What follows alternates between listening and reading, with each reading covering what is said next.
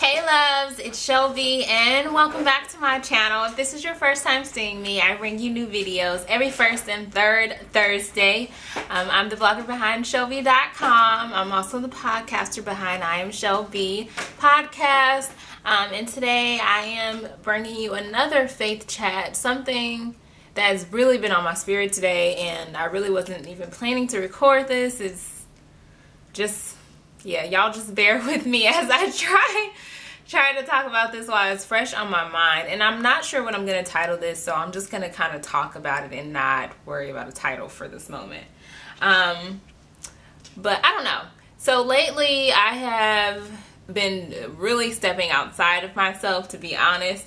You know, of course, you guys may not know this about me, but I am kind of one of those people that I never talk about politics. I never talk about really religion. I don't talk about drinking. I don't talk about anything that can turn into something that's a controversial or argumentative conversation. Like I've always done that since I was a kid. Like I just shy away from anything that can become a conversation that's negative or a confrontation. So it's weird at times, you know, to be talking so much about my faith and my personal beliefs and stuff like that. But you know, God placed it on my heart, and I've prayed a lot for strength to just keep, you know, moving forward with the conversations and keep being as open as possible about, you know, my personal experiences and how that has really shaped my faith life. And so, I mean, I won't say that happens all the time, but a lot of the times for me, I am met with so much. I mean, I view it as negativity. I can't speak for, you know, the people themselves and what their intentions are, but I'm met with so many like know-it-all Christians or so many know-it-all religious people who feel the need to like try to, you know, tell me how to live or convict me and say like I'm not living the correct godly way. You're supposed to do it this way, or you know, like you're not doing it right kind of thing. And or sometimes you get the people who, you know, they just may not know any better, and they're like, well, how do you not know that? Like every Christian knows that. And it's just kind of like, I get why people who are atheists don't want to be bothered with Christians. And I'm not saying that because like I'm on the fence, because I would never be on the fence. I've always believed in Christ. But I get it, because the people who are Christians, the people who are like the outspoken Christians that most of us come into contact with, are the people who are outspoken, are the people who they're abrasive. Like, let's be honest.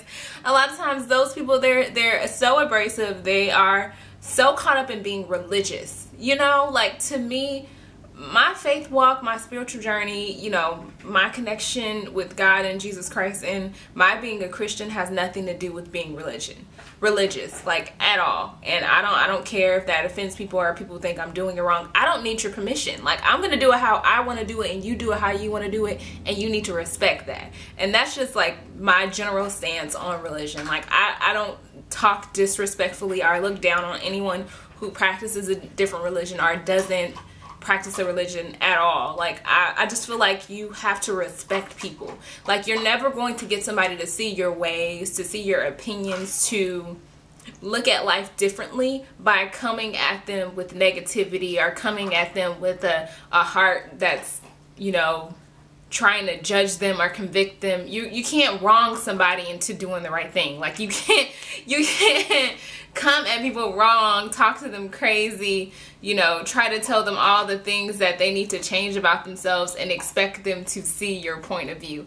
That's just not how it works. And, you know, no, I haven't read the whole Bible, but I have read John and Matthew's, and I know one thing for sure that Jesus said is that we have to love one another. And that goes for everybody, Christians, non-Christians, Muslims, it doesn't matter. Like we have to love one another. That's the one thing that he said he was leaving us with, that we needed to love one another as he loved us. And to me, you know, when I meet other people, although we may not whether it be on social media or in person, although we may not agree, we may have differing opinions, I can still respect and show love to you and treat you the way that I would treat someone in my family. And I don't feel like a lot of the Christians that I come across do that. And that's why I have such a hard time committing to a church, because I'm so fearful that I'm going to be stuck with that stereotypical Christian that is going to make me like lose like just lose my character and like act outside of myself. That's gonna make me like go off and be like the little Compton girl that's like, I don't have time for this, I don't know who you think you're talking to. Like, I feel like that's like, if I keep bumping heads with and keep coming across those stereotypical Christians, then I'm gonna act outside of myself. And I'm just like, I've come too far to go backwards because you think that your foundation is so strong that you're holier than thou and you're gonna tell me how to live. Look, find somebody else, get a child, like have some babies and tell them how to live. But I'm not somebody that you can have that kind of conversation with. Now, if you want to educate me about what you've read in the Bible and you want to share information with me about, you know, maybe I want to do so-and-so, or I feel like this is right and you have read differently in the Bible, then definitely share that, you know, share that verse with me. Let me know. But don't come at me trying to tell me like what I'm doing is wrong and trying to shame me into change. That does not work. I don't think I'm the only person who would tell you that ain't gonna cut it. You know, like, you can't do that to people. You shouldn't do that to kids either. You shouldn't do that to anybody. And I just feel like when people are coming from that point of view of like, I'm gonna tell you how to live, I'm gonna tell you that ain't right and you ain't Christ-like and you shouldn't be calling yourself a Christian. Like, you don't exemplify what being a Christian means either. I'm sorry, but you don't. Like, part of being a Christian is loving one another. Part of being a Christian is not judging other people. You have no right to judge anybody. You are not perfect. There is no one walking this earth that is perfect except for Jesus, and he is no longer on this earth. So no one on this earth is perfect. Therefore, no one should be judging anybody or telling anyone how to live. We share the word with one another to try to encourage and uplift one another. If it's not coming from a place from encouragement, upliftment, and love, keep it to yourself until you can find a better way to share the word, because it's just so abrasive. Like, I just feel like sometimes we as Christians feel like we have to be so strong in our words, so strong in our convictions, so strong in our values, that we just rub people the wrong way, and it makes us look like idiots. Like, seriously, it makes us look like idiots. And if I wasn't a Christian myself, I could definitely see at times why people talk so badly about Christians. And I did write a whole blog post, so I will link it below, about it's an open letter to the religious person.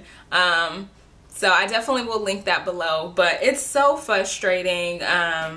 If you guys follow me on Instagram, you know I was recently talking a little bit about drinking, and we had like a whole dialogue on Instagram and Facebook about drinking alcohol, and I appreciate everybody who commented, and you know, we kind of had like a whole conversation. But everybody who was in that conversation that I let comments stay, because I did delete some comments because I feel like there is no space in my life for negativity, and I said that when I made the post. So I don't understand why people thought it was gonna work, the negativity in the comments not happening. But I appreciate everybody who commented, and you know, they made it a conversation. You know, they stated their point of view, but they didn't state it from a place of you should not be doing XYZ, or trying to, you know, tell others how to live their life. They just stated their point of view, like they knew what they believed in, and they were just kind of like, you know, if you don't agree, it's completely okay. Like, it wasn't an argument. There was no nastiness behind it. Like, you could tell in the comments that were left that people were coming from a place of love. And I guess that's what it really comes down from, is that, like, even if you're a Christian, you can't, if you're a Christian, Muslim, whatever, what you say and the way that you act, people can tell when you're coming from a place of love and when you're coming from a place of nastiness and negativity. And don't think that by saying, oh, well, you have a good day, or God bless, and blah, blah, blah. Don't think that saying nice words mean people don't see the nastiness that's really in you. So, you know, just be careful about, you know, the way that you talk to people, the way that you choose to interact with people, and the words that you say, because you're doing yourself a disservice. Like, at the end of the day, it's all of our jobs to spread God's word, but it's also all of our jobs to spread love. So to do one without the other is really pointless and counterproductive, you know? So just, you know, let's come from a place of love. I know I've talked about this before, like how hard it was for me to just be like, I'm gonna love everybody. But it's been so much easier, like, as I got through John and I got through Matthew's completely, it was so much easier to just think, like, if I treated everyone the way that I treat my family, and I was forgiving to everyone as I am my family, that I wouldn't have a problem, you know, when I interacted with people in a negative way, when I interacted with people who judged me. Like, I wouldn't be so riled up and so bothered. Like, yes, it might hurt my feelings, it might, you know, I might feel a little bruised and scuffed afterwards, but, you know, I would be able to forgive that person and let it go. And for me, I definitely have, but I am definitely not above a block. I will block you. I will block you if I feel like your ways are not going to change anytime soon, and you're going to try to make this a back and forth like bash. I'm not going to do that. So yes, I will block people for that reason, because I don't want to encourage somebody to continue to spread that negativity. That's just me. I would say, like, one of the things that kind of catches my eye the most about, you know, all the comments, all the messages that I see, all the kind of back and forth conversations that I've had, as far as, like, you know, just when we have differing opinions as Christians, one of the things that strikes me the most is that we as a people have a really hard time relating to other people.